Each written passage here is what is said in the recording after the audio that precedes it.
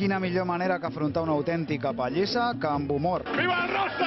Sí, feu-vos una foto ara que segur que sortiu millor que després de córrer 42 quilòmetres per la muntanya eivissenca. Són els gairebé 100 valents que varen prendre part de la prova reina de la Eivissa Trail, una marató de muntanya de 42 quilòmetres i 2.000 metres de desnivell acumulat. Atletes venguts de tot arreu. De Mallorca, sí. Han mogut de posta a fer esa carrera. Bien, con mucha gana, ilusión sobre todo y con ganas de hacerla. Ganes, sí, però bé, saps el que t'espera i no et diré collonat, però bueno, amb bastant de respecte.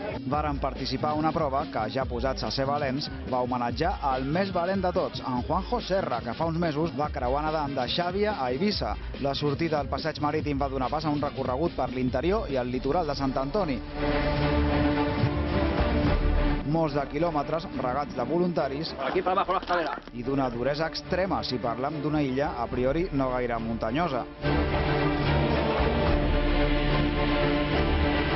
Molt dur, enguany hi havia Puignono i molt dur. Talaia, Puignono, La primera mitja part molt bé, però el final molt dura, m'ha passat factura.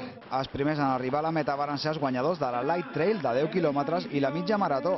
Víctor Serrano i la francesa Sandrine Dugan varen regnar en la mitja distància. Bien, es que yo no he venido aquí para ganar, he venido para disfrutar, correr y vale, he ganado, pero no lo pensaba. Mentrestant, els corredors de la marató seguien deixant enrere paratges magnífics. Ha sido bonita, dura la subida, pero la verdad es que al hacerlo por costa es un paisaje que es muy bonito para verlo. Muy bonito, pero para hacerlo andando.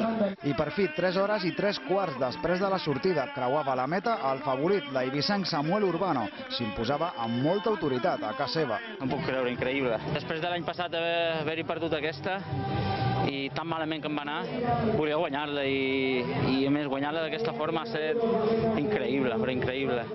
I mentre esperàvem a la resta de corredors, alguns es donaven un homenatge. Bueno, ya que está, pues lo aprovechamos. Sí, para ayudar a recuperar, para mañana estar ya otra vez. 45 minuts després d'Urbano entrava algú més a meta i, sorpresa, tercera absoluta, la guanyadora en dones, la catalana Rosa Valls. La seva gran victòria va ser la cirereta perfecta, a una prova espectacular. La gente que le gusta el trail, subir, bajar montañas, sitios pedregosos, de engánchate aquí, cógete una cuerda y sube o baja, tienen que haber disfrutado pero un montón, es precioso el circuito y ojalá lo dejen abierto para que la gente que venga de vacaciones pueda venir a hacerlo. Paraula de Samuel.